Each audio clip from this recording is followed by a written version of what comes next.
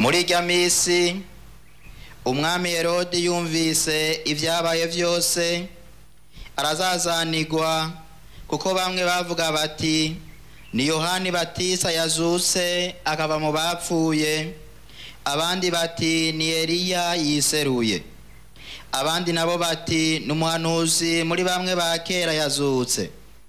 Herode nawe avuga ati Yohani umutwe nije nawe umwiciriye, mbega uyo ninde numva ko ibimeze bityo, maze akifuza kumubona. Dushemeze ijambo ry'Imana.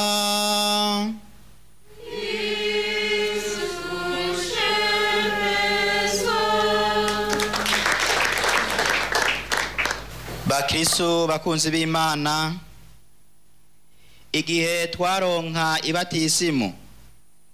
ibatisimu yatuvukanishije na Yezu Kristo umwana w'Imana nzima.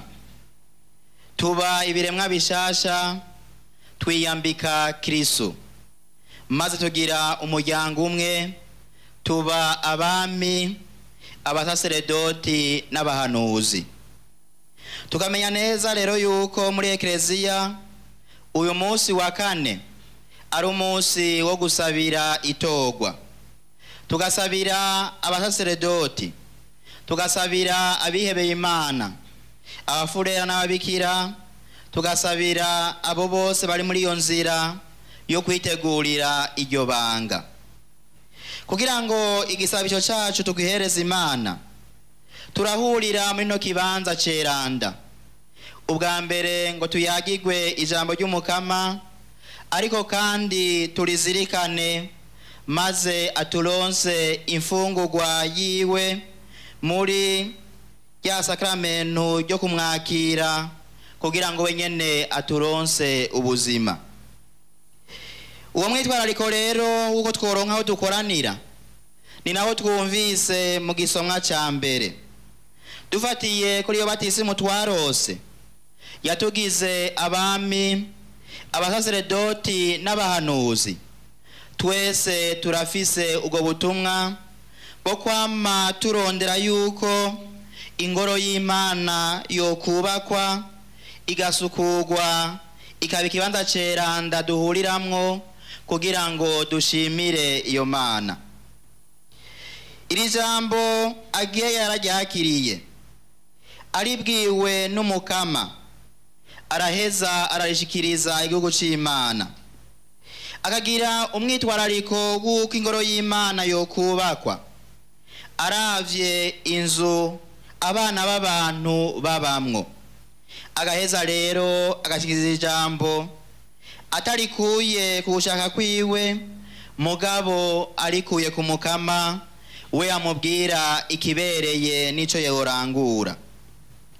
Bavukanyi bakunzi b'Imana, mu mabwirizwa y'Ekleziya hariho iriduhamagarira kunganira umuryango w'Ekleziya mu kurondera ibiwutunga, mu gutanga imperezwa n'ibindi. Erega no mu gihe dukoraniye mu ngoro y'Imana, umwe wese ugisabisho aherereza Ekleziya, aherereza abatumwa, aherereza uwo wese yitanga, ubu uri kurafasha mu kubaka Ekleziya.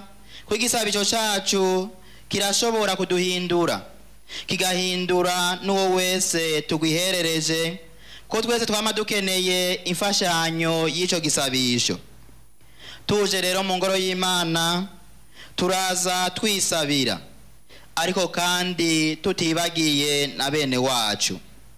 Tuza dufise imitwaro myinshi, ariko kandi benshi baradusaba ngo tubasabire, kuko bemera kandi bakemeza yuko aho babiri canke batatu bakoraniye ku izina rya Yezu, Umukama wenyene aba ari hagati yabo. Umuhanuzi Ageya agahamagarira iki gihugu c'Imana gusuzuma imigenzo yabo, ati nimwitegereze imigenzo yanyu, akerekana ibikorwa vyaranguye byaranguwe n'abantu batandukanye. Ati mubiba byinshi mukimbura bike.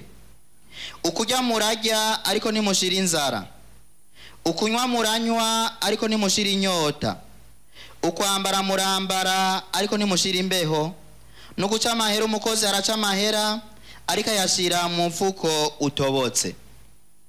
Bavukanye bakunzi b'Imana, iyi mirimo iri jambo ry'Imana ritubwiye turayimenyereye mu buzima bwacu bwa misi yose, ariko umuntu akibaza ati ni kubera iki iyi mirimo abantu bayirangura ariko ntitange ivyamwa biboneka?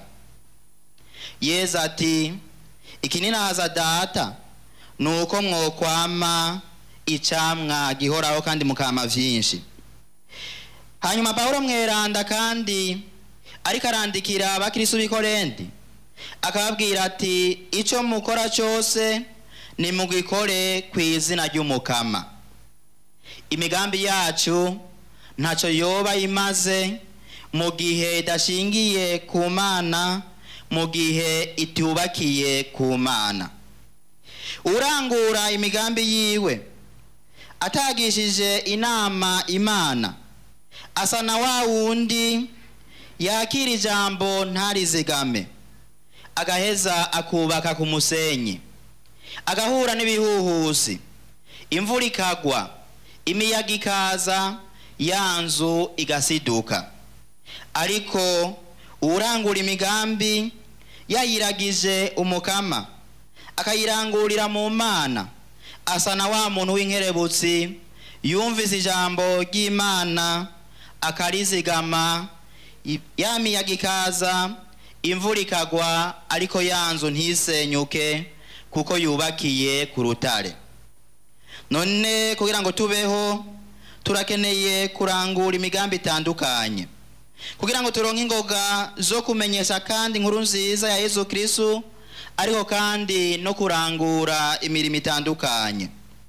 Nitwame twitura umukama. Nico gituma n'Izaburi ya 89 canke ya 90 igira iti nudukwiragize urukundo rwawe mukama mu gitondo ca kare, niho tuzomara umunsi wose mu kanyamuneza no mu gahimbare.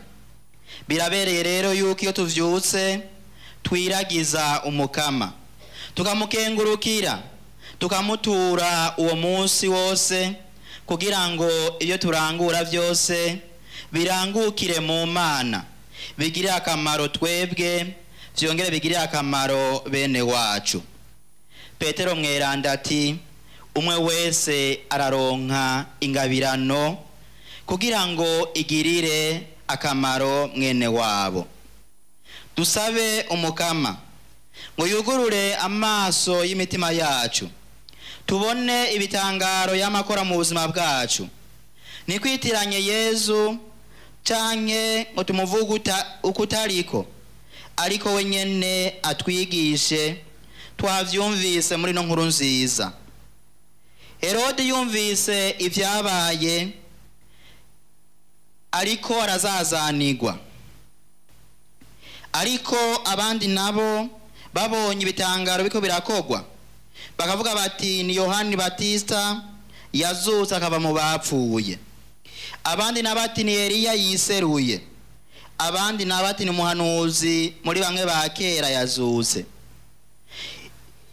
Izi nyishu canke ukubibaza aba bantu, izi nyishu batanze zirasa na zimwe Yesu yabaza bariko baramwumviriza ati mwumva umwana w'umuntu bavuga ko ari inde?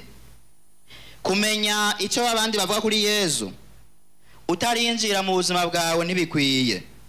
Birakenewe yuko ufata umwanya nawe ukaraba ico Yesu yagukoreye, nka rwa ruririmbo rugira ruti hari ico yankoreye umutima wanje utazokwibagira. Twese turafise ivyo umukama yadukoreye twokenguruka, bituma tuza mu ngoro y'Imana ngo tuyikengurukire, nkuko Ana mu gusaba Samuweli yamusabiye imbere y'Imana natwe iyo tumaze kugabana turagira nkana tuhagaruka imbere y'umukama ngo tumushimire. Ego cyane ico wahawe n'isengesho bugacama kizigamwa n'isengesho nyene.